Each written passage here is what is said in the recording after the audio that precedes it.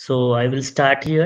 I will try to be very brief and पहले मैं अपने बारे में बताऊँगा, मुझे जो लगता है important that I will tell and then फिर हम कमेंट्स पढ़ करके जो भी कमेंट्स में है चीज़ें, वो हम चालू करेंगे। तो सबसे पहले a brief introduction about me. My name is Shubham Shukla and recently I have secured All India Rank 116 in Civil Service Examination 2024. This was my fifth attempt और it has been a very long journey और अगर मैं अपनी schooling की बात करूँ तो I have been born and brought up in Rewa, Madhya Pradesh. I have done my schooling entirely from Rewa till class 12th and 10th में मैंने पीसीएम सॉरी 11th में मैंने पीसीएम सब्जेक्ट लिया और फिजिक्स, केमिस्ट्री, मैथ्स और फिर उसके बाद I went to Kota for a year. Unfortunately जो ड्रीम था उस टाइम पे to get into some IIT वो फुलफिल नहीं हो पाया, but that was a very enriching experience और उसने मुझे काफ़ी कुछ सिखाया for the my next subsequent competitive exam. तो आई थिंक सिविल सर्विस का जो मेरा सिलेक्शन है, उसका कहीं न कहीं श्रेय मेरा कोटा में जो भी स्ट्रगल था, उसको भी जाता है। I will talk brief on this also कि कोई भी फेलियर आपको लगता भले है कि वो फेलियर है, but it gives you certain lessons. अगर आप लाइफ में उनको इम्प्लीमेंट करते हो, तो you can take things forward और कहीं न कहीं आगे जा करके आप उन लेसन से अपनी गलतियों को सीखते हो और आपको सफलता मिल सकती है। सो सो उसके बाद फिर 2015 में आई joined Devi Ahilyabai Vishwavidyalaya IET DAVV. I have done my civil engineering from there, Indore से और 2019 में आई ग्रेजुएटेड एंड 2019 में ही आई रिमेंबर कि जब हमारा कॉलेज का लास्ट सेरेमनी चल रहा था, I was writing my prelims. So 2019 में ही मैंने फर्स्ट अटेम्प्ट दिया अपना। I did coaching also.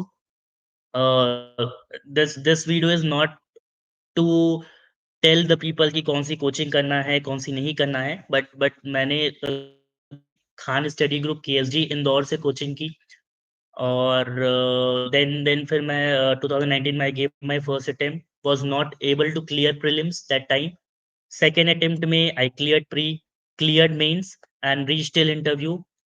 अगर मैं अपने मार्क्स की बात करूँ सेकंड अटेम्प्ट में तो I got 772 in mains and 138 marks in interview, तो टोटल मेरा 910 बना और उस टाइम पे जनरल कैटेगरी का cut off was 936।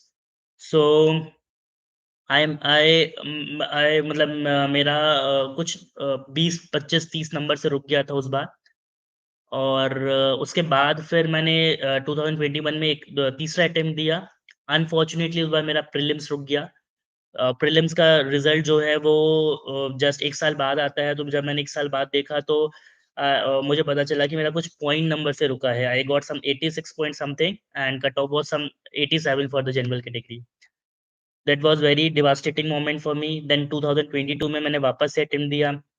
Again cleared pre, again cleared mains, again reached till interview and this time I missed by 9 marks. ये मुझे अभी भी लगता है 2022 was my golden attempt.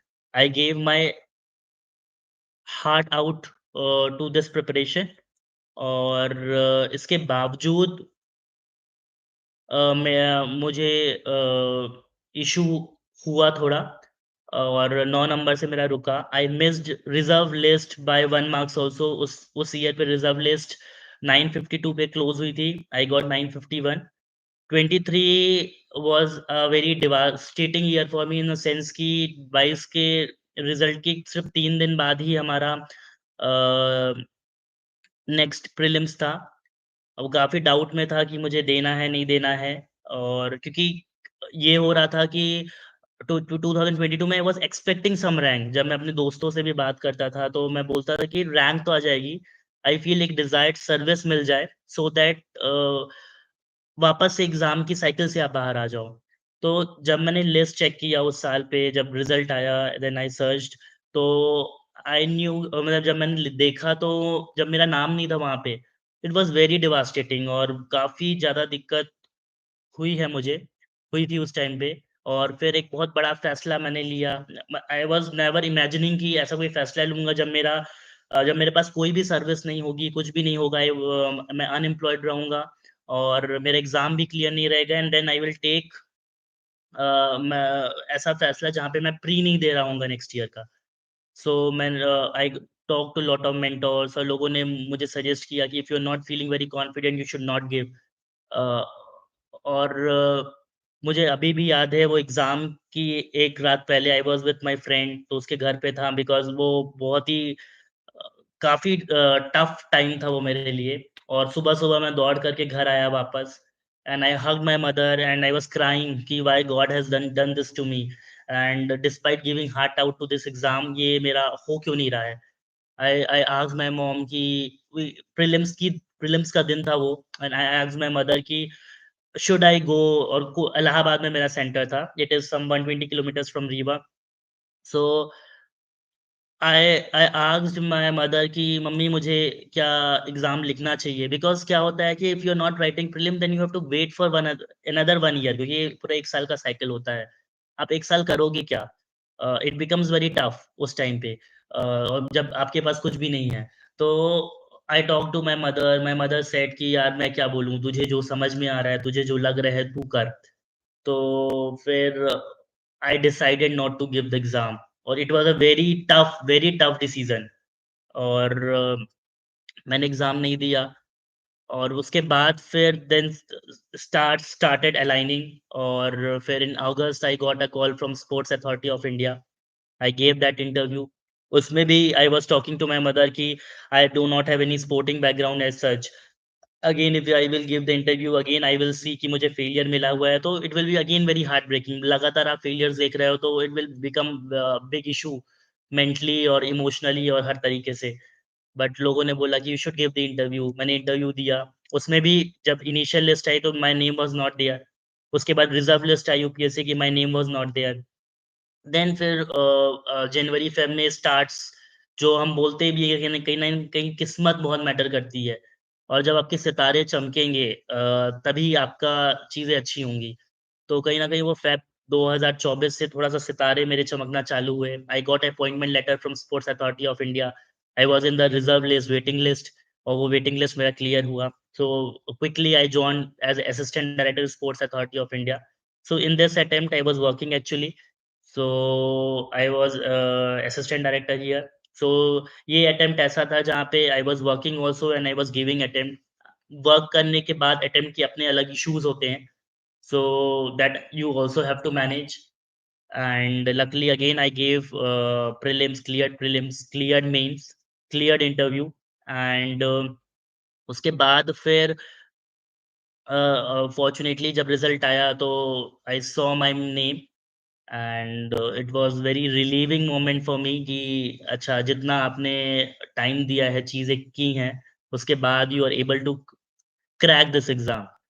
So you feel very gratitude, you feel a bit happy, you feel relaxed कि ठीक है अब एक नई जर्नी, नया अध्याय चालू करना है। So this was something related to my journey.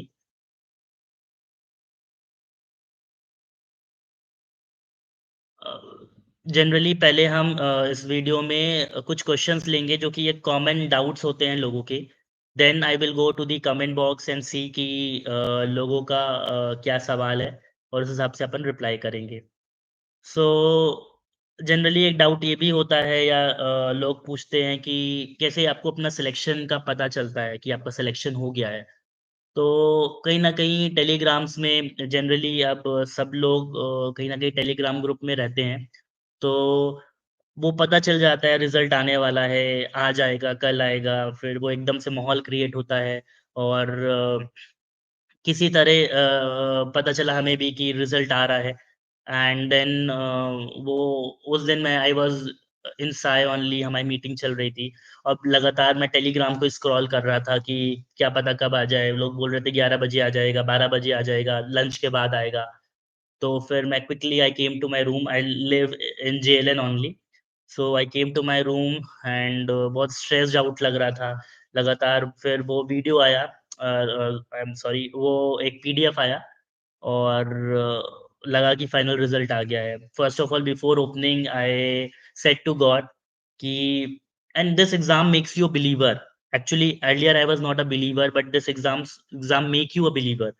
तो वो वीडियो आया वो पीडीएफ आया and I saw Just I said to the God that I have given my heart out to this exam. I just want my name in the list because जब आप आपका नाम ही नहीं रहता लिस्ट पे तो आपको फिर सर्विस क्या मिल रही है, क्या नहीं मिल रही है, बहुत दूर की बात हो जाती है। So I just saw my name, just talk to the God, then search my roll number.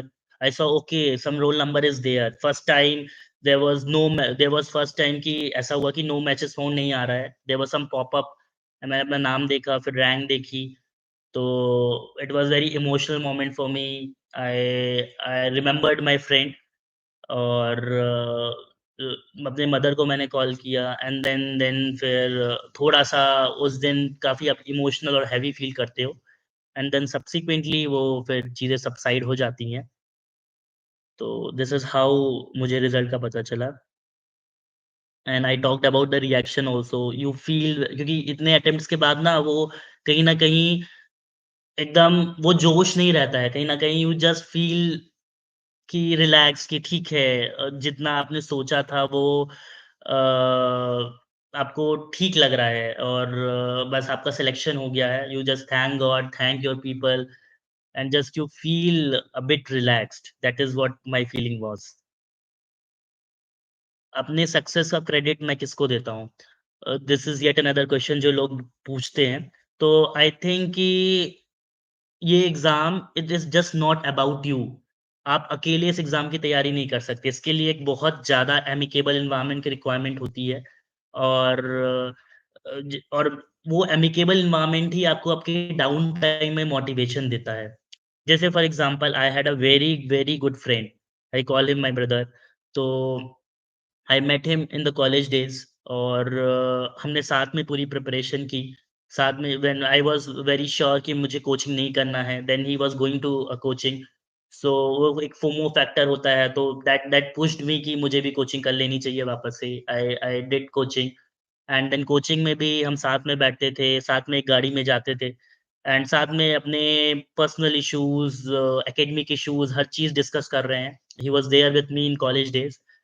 और साथ-साथ में हमने पूरी स्ट्रैटेजी प्रिपेयर की। Then we went to Delhi also for 7 to 8 months. वहाँ भी हमने सेम ऑप्शनल लिया। इवन ऑप्शनल भी उसने जैसे लोग ऑप्शनल का भी बात करते हैं कि आप अपने ऑप्शनल को आप कैसे डिसाइड करते हो?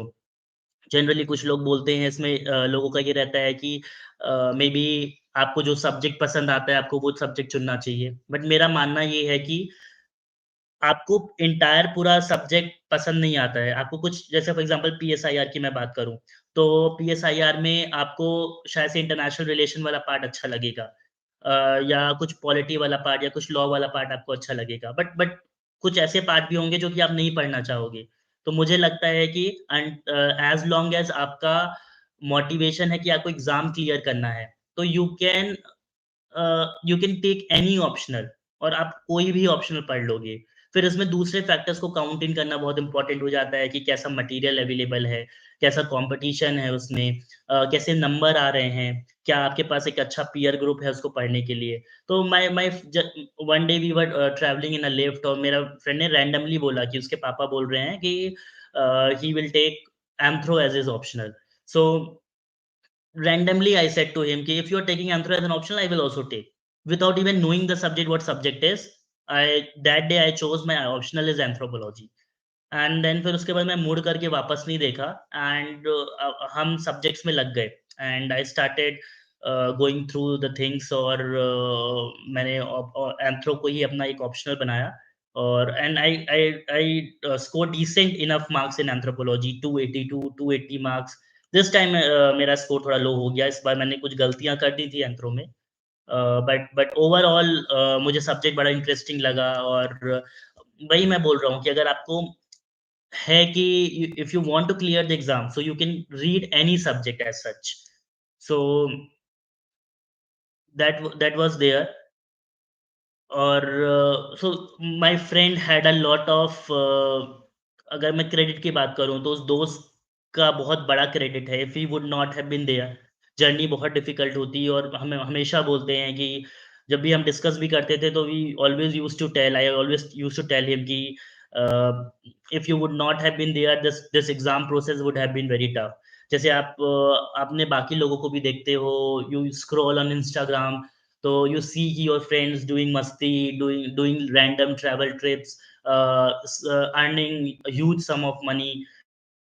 वो कहीं न कहीं आपके अंदर एक डाउट क्रिएट होता है कि वेदर आप ने एक ठीक फैसला लिया है प्रिपरेशन करने का कि नहीं करने का। तो देन आपके पास ऐसा पीयर ग्रुप होता है, आपके पास ऐसा दोस्त होता है जो कि अ, आपको आप कोई भी इश्यू को उसके साथ शेयर कर सकते हो। देन फिर अब कभी-कभी ऐसा होता है ना, हमें कुछ चीज़ें सुननी होती है किसी से, तो he had that listening year, तो वो कहीं न कहीं बहुत इम्पोर्टेंट हो जाता है, फिर वो वही चीज़ें बोल रहा है जो आप कहीं न कहीं सुनना चाहते हो। तो this is how my friend helped me. My mother had a huge role. She was just there in my every phase of the examination. Mains के टाइम पे वो वहाँ धूप में बैठी रहती थी and she used to wait for me कि फर्स्ट पेपर हो गया, सेकंड पेपर हो गया, मिड में लंच क्या खाना है, लाइट लंच करना है, she used to manage all these stuffs. तो वो एक कहीं न कहीं अलग फैक्टर होता है। My my my grandparents had a huge role. मेरे ग्रैंडपेरेंट्स ने स्टार्टिंग से फाउंडेशन बिल्ड किया। My father was there praying all day, my sister was there praying all day. So when there is amicable environment, तो यहाँ पे कभी-कभी ऐसा भी होता है कि जब आपके लगातार एग्ज़ाम्स नहीं निकल रहे हैं, तो there are people, even parents, जो शायद आपकी भलाई के लिए आपको बोलने लग जाते हैं कि यू जस्ट आप शायद दूसरा एग्ज़ाम्स दो, अब may be this exam is not made for you. तो जब पेरेंट्स ऐसा बोलते हैं तो इट बिकम्स क्वाइट टफ, क्योंकि आपको लगने लग जाता है now they are start they also don't believe in you. तो वो कहीं न कहीं काफ़ी टफ हो जाता है। तो उस कॉन्टेक्स्ट में भी आई वाज़ लकी इनफ कि my parent never question me कि ठीक है, if you want to take a break, you can take a break. If you want to study, you can study. If you want to give it another attempt, you can give attempt. If you don't want to give PCS, you can मत दो PCS. तो this is kind of an support and amicable environment जो आपको मिलता है, और कहीं न कहीं वही आपके डाउन टाइम में मोटिवेशन का हेल्प करता है। जैसे मैं 2023 की बात भी कर रहा हूँ कि when I decided not to give this year prelims, तो उस टाइम पे मैं अपने दोस्तों, I had a very good friends, तो उनके साथ मैं थोड़ा-सा एक्सप्लोर करता था, थोड़ा हम घूमते थे, एक अच्छा फूड खाते थे। दैट टाइम मेरे पास पैसे नहीं होते थे, तो दे वर देयर कि हर कुछ मैनेज कर रहे हैं, तो you just exploring your life. So this is how the support system builds in, और वो कहीं न कहीं फिर आपको आगे वाले अटेम्प्ट्स में भी मदद करता है और कहीं न कहीं मोटिवेशन प्रोवाइड करता है। तो this is I think the credit goes to huge number of stakeholders that were there. उनकी वजह से ही आई फ़ील कि जीवन में आपके मोटिवेशन आता है। Now talking about the strategy part, prelims की स्ट्रैटेजी फर्स्ट ऑफ ऑल, कि प्रीलिम्स में क्या करना रहता है और कैसे करना रहता है। तो मुझे लगता है कि in 2019 when I started my preparation, उस टाइम पे I had less idea about the prelims. So prelims में फर्स्ट ऑफ ऑल तो 3 लेयर्स में आपको काम करना रहता है। First of all there are basic books, ठीक है ना? जो बुक लिस्ट सभी टॉपर्स रेफर करते हैं, मैंने भी वही बुक लिस्ट रेफर की। I will tell you in short. So मैंने हिस्ट्री के लिए, मॉडर्न मॉडर्न हिस्ट्री के लिए मैंने स्पेक्ट्रम पढ़ी। इसके अलावा सोनाली बंसल की किताब आती है मॉडर्न हिस्ट्री के लिए, which is the extended version of the spectrum only, और वो कहीं न कहीं मेंस के लिए काफ़ी हेल्पफुल है। तो अगर टाइम नहीं है आपके पास, तो आप स्पेक्ट्रम ही पढ़ो। अगर थोड़ा टाइम है तो you can go through that Sonali Bansal की किताब। इसके अलावा कल्चर के लिए मैंने नितिन सिंघानिया की किताब पढ़ी, सारे ही चैप्टर्स पढ़ लिए उसके। इसके अलावा मैंने एंशिएंट मेडिएवल के लिए मैंने केएसडी से कोचिंग कर रखी थी, तो वहाँ के मैंने क्लास नोट्स पढ़े। और इसके अलावा मैंने एक पूनम दलाल करके बुक आती है, एंशिएंट और मेडिएवल का पूरा मिक्स पार्ट रहता है उसमें। तो वो भी किताब मैंने 1-2 बार पढ़ाई की। अपने इस वाले अटेम्प्ट में ही मैंने वो पढ़ाई की। It is a very good book. सो अगर आपके पास टाइम है तो आप उसको गो थ्रू कर सकते हो। तो ये हिस्ट्री के लिए हो गया। ज्योग्राफी के लिए मैंने एनसीईआरटी की और पीएमएफआईएस की किताब की। इसके अलावा मैंने क्लास नोट्स किए अपने। इसके अलावा अगर मैं पॉलिटी की बात करूँ तो लक्ष्मीकांत को एंटायरली हर तरीके से आपको पढ़ना रहता है। इसके अलावा प्रीलिम्स के लिए बेयर एक्ट थोड़ा इम्पोर्टेंट हो जाता है। बेयर एक्ट मतलब जिसको बेयर एक्ट के बारे में नहीं पता होगा, तो it is just the constitution articles written in the form, जैसा कि कॉन्स्टिट्यूशन में लिखा हुआ है। तो उसमें आपको सारे आर्टिकल्स नहीं पढ़ने हैं, कुछ सिलेक्टेड चैप्टर जैसे फंडामेंटल राइट्स हो गया, डीपीएसपी हो गया, इसके अलावा पंचायती राज सिस्टम हो गया, थोड़ा लक्ष्मीकांत में पंचायती राज सिस्टम में कुछ-कुछ चीज़ें नहीं दे रखी हैं, तो वो मैंने उससे पढ़ाई की। पॉलिटी के अलावा मैंने फिर इकोनॉमिक्स की अगर मैं बात करूँ तो दिस इज़ एक्चुअली सबके लिए थोड़ा-सा टफ पोर्शन हो जाता है, तो मैंने इकोनॉमिक्स के कांसेप्ट को सीखने की कोशिश की। इसके लिए मैंने सिर्फ़ क्लास नोट्स का सहारा लिया। अनफॉर्चुनेटली मुझे कोई ऐसी किताब नहीं मिली इकोनॉमिक्स में जो कि जहाँ पे एंटायरली सब कुछ अच्छा लगा हो। जनरली लोग नूडल के नोट्स भी फ़ॉलो करते हैं, तो you can do that if you want to. तो इसके अलावा साइंस एंड टेक और एनवायरनमेंट जैसे सेक्शन को मैं एंटायरली करंट अफेयर्स पे रिलाई करके रखा और मैंने उसके लिए सिर्फ़ करंट अफेयर्स ही पढ़ा। आई डोंट थिंक इसके अलावा मतलब मैंने इनिशियल अटेम्प्ट में शंकर आईएएस की बुक आती है, वो ग्रीन कलर की एनवायरनमेंट के लिए I read a bit on this, लेकिन आई डोंट थिंक इतना उसका रेलेवेंस है। अगर आप करंट अफेयर्स पढ़ रहे हो तो उससे काम चल जाता है। और इसके अलावा करंट अफेयर्स के लिए मैंने विज़न का करंट अफेयर्स फ़ॉलो किया रिलिजियसली। करंट अफेयर्स में भी लोगों को काफ़ी डाउट होता है, लोगों को ये लगता है कि बिकॉज़ इनिशियल अटेम्प्ट मुझे भी ये दिक्कत होती थी कि ये अच्छा ये केएसडी का करंट अफेयर्स है, ये भी दूसरे कोचिंग का करंट अफेयर्स है, दूसरे कोचिंग का करंट अफेयर्स है, तो देन यू स्टार्ट कंपेयरिंग। कोई दोस्त आपका वो करंट अफेयर्स पढ़ रहा है, आपसे वो एक सवाल पूछ लिया, then it becomes very tough कि वो कुछ उसमें कुछ और चीज़ मेंशन हुई है, फिर आपको लगता है कि अरे ये आपके करंट अफेयर्स में नहीं है, तो फिर आपको लगता है अच्छा ये भी पढ़ लूँ, वो भी पढ़ लूँ। तो बहुत सा आपको अपनी चीज़ों को बहुत छोटा रखना है, बहुत कम चीज़ें आपको पढ़नी है, बहुत बल्क पे नहीं पढ़ना है आपको। और आपको अपने कहीं न कहीं अपने सोर्सेज़ पे ट्रस्ट करना होगा। This is actually very, very, very important. हमेशा जो दिल्ली में रहते हैं, जो अब आजकल तो मटेरियल हर जगह एक्सेसिबल है। आपको मटेरियल बहुत सारा मिलेगा। तो आपको जो आप पढ़ रहे हो, वो आपको उस मटेरियल पे ट्रस्ट करना पड़ेगा और आपको एन नंबर ऑफ मटेरियल के पीछे नहीं भागना है। क्योंकि हर मटेरियल पे कुछ ना कुछ अलग लिखा ही होगा। But we all are human और हम एक लिमिटेड चीज़ें ही पढ़ सकते हैं। तो बेटर कोशिश ये होनी चाहिए हमारी कि हम एक चीज़ को 10 बार पढ़ें, बजाए कि हम 10 चीज़ों को एक बार पढ़ लें। तो उससे every topper used to suggest this और वो कहीं न कहीं वो एक टेम्प्ट मेरे अंदर भी वो टेम्पटेशन था कि अरे ये भी पढ़ लेता हूँ, ये भी पढ़ लेता हूँ। आई ट्राइड आल्सो लेकिन वो फिर आप वो एग्ज़ाम में डिलीवर नहीं कर पाते हो क्योंकि आपको वो चीज़ें याद ही नहीं आती हैं। तो इट इज़ वेरी इम्पोर्टेंट कि आप उन चीज़ों को मटेरियल को आप अपना कितना कंसाइज़ रखोगे, वो काफ़ी इम्पोर्टेंट रोल प्ले करता है। तो करंट अफ़ेयर्स के लिए आई थिंक आपको एक मटेरियल को ट्रस्ट करना चाहिए, उसी मटेरियल पे आपको रिलाई करना चाहिए और वही पढ़ना चाहिए। इसके अलावा प्रीलिम्स के लिए PYQs are very, very, very important.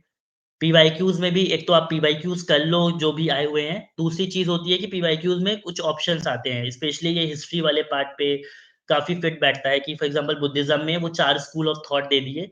इसमें से एक ऑप्शन होगा बी-सी-डी ऑप्शन नहीं होंगे। हो सकता है अगली बार बी-सी-डी को क्वेश्चन बना करके दे दे।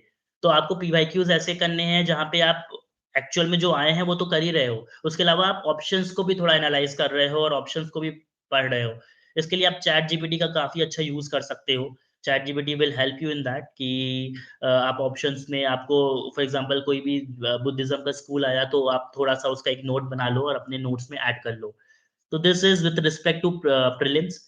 प्रीलिम्स के लिए ये हो गया नोट मेकिंग और आपका किस प्रकार से चीज़ें आपको करनी है in terms of the content. अब आता है प्रीलिम्स के लिए मुझे जो लगता है सबसे इम्पोर्टेंट ये है कि you have to give as many mock test as possible. Generally mock test में ये होता है कि अ, आपको ये लगता है कि ओके यू हैव नॉट आपने पढ़ाई नहीं की है या क्वेश्चन बहुत टफ आए हुए हैं। तो मैं सही बताऊँ तो जब फर्स्ट अटेम्प्ट में what went wrong for me was that कि मैं एक ही कोचिंग के मॉक टेस्ट लगाता रह गया। मैंने 20-25 मॉक टेस्ट दिए और वही कोचिंग के आप करंट अफेयर्स पढ़ रहे हो, वही कोचिंग के मॉक टेस्ट लगा रहे हो तो आपके नंबर भी काफ़ी ज़्यादा आते हैं। तो एक फ़ॉल्स सेंस ऑफ इल्यूज़न हो जाता है कि शायद से आपकी प्रिपरेशन बहुत अच्छी है। तो आपको ना बहुत सारे मॉक टेस्ट को सॉल्व करना चाहिए, डिफरेंट कोचिंग के मॉक टेस्ट को सॉल्व करना चाहिए एंड देन फिर आपको एनालाइज़ करना चाहिए। और 50, 60, 70 मॉक टेस्ट मैंने अपने सेकंड अटेम्प्ट में दिए थे। Because that was a Covid year तो हमारा प्रीलिम्स जो है शिफ्ट हो गया था तो I got lot of time. तो मैंने लगभग 70-80 मॉक टेस्ट दिए थे उस बार और मॉक टेस्ट में भी आपको कभी भी ये प्रेशर नहीं लेना है कि आपके 60 नंबर आ रहे हैं, आपके 70 नंबर आ रहे हैं। ट्रस्ट मी इससे कोई फ़र्क नहीं पड़ता बिकॉज़ अगर मैं 2024 की बात करूँ तो जब मैं मॉक टेस्ट दे रहा था इन 2024 दिस अटेम्प्ट जब मेरे को इतना टाइम हो गया, तो आई वाज़ गेटिंग 60, 67, 68 कभी 100 नंबर भी आ रहे थे लेकिन मेरा एवरेज यही 70-80 नंबर चल रहा था। लेकिन this does not make any sense. आपको मॉक टेस्ट को पर्पज़ ये है कि आपको तरीका सीखना है कि किस प्रकार से अगर आपको क्वेश्चन नहीं भी आता है, still you are able to get to an answer. Maybe that answer is correct, maybe that answer is wrong, लेकिन आप एक आंसर पे आ जा रहे हो। वो कला आपको सीखनी पड़ेगी। That is actually the gist of the prelims. अगर आप प्रीलिम्स का कभी पेपर देखोगे तो आपको लगेगा कि ये कहीं से बुक से नहीं आ रही हैं चीज़ें, या बुक से आ भी रही हैं तो बहुत इनडायरेक्टली पूछ रहे हैं चीज़ें। तो जब आप इतने सारे मॉक टेस्ट सॉल्व करोगे ना, तो वो आपको फीलिंग आने लग जाएगा कि अच्छा, इस क्वेश्चन में अमूमन ये ऑप्शन गलत होता है, ये ऑप्शन सही होता है। तो इसमें सी और डी तो हट गए, ए और बी में डाउट होता है, बी ज़्यादा ठीक लग रहा है। तो क्योंकि आपको एग्ज़ैक्टली जो है वो 20, 25, 30 सवाल ही आ रहे होंगे। 60-70 सवाल में आपको इस प्रकार से लॉजिकल गेसिंग करनी पड़ेगी। एंड लॉजिकल गेसिंग के लिए you have to give as many mock test. तो जो आपका गेसिंग वाला पार्ट, वो आपका और ये फीलिंग जो है वो कोई आपको, जैसे for example I can not tell you कि वो फीलिंग कैसे आती है। You just have to understand, और उस अंडरस्टैंडिंग के लिए you have to practise, you have to give as many mock. जितने आप मॉक दोगे उतनी आपको वो फीलिंग आने लग जाएगी। फिर दूसरा चीज़ जो होता है, एक तो मॉक देने से फ़ायदा आपको फीलिंग का होता है, फीलिंग आना इज़ वेरी, वेरी इंपॉर्टेंट। तो मैंने अपने फर्स्ट अटेम्प्ट में, जब आई वाज़ गिविंग माय प्रीलिम्स, मैंने 2 घंटे में मेरा मतलब मेरे को पेपर बहुत लेंथी लग रहा था, तो मैंने सिर्फ 74 क्वेश्चन अटेम्प्ट किए, क्योंकि वो अपने को फीलिंग और चीज़ें पता नहीं थी। तो that that time I scored around 80 marks, और उस टाइम पे कट ऑफ शायद 98 था। इन माय सेकंड अटेम्प्ट मुझे, क्योंकि मैंने इतने मॉक टेस्ट सॉल्व कर लिए थे, आई अटेम्प्टेड 100 क्वेश्चंस। मैंने उसमें भी कॉल लिया कि I have to attempt as many question as possible, और 3 क्वेश्चन मैंने रैंडमली लगाया, लेकिन आई अटेम्प्टेड 100 क्वेश्चंस, और that year I scored 110 and 120 marks in prelims.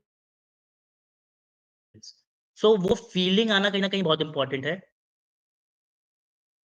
वो फीलिंग आना कहीं न कहीं बहुत इम्पोर्टेंट है, एंड वो फीलिंग से आपका प्रीलिम्स बहुत ईज़िली क्लियर होगा। और दूसरी चीज़ जो प्रीलिम्स के लिए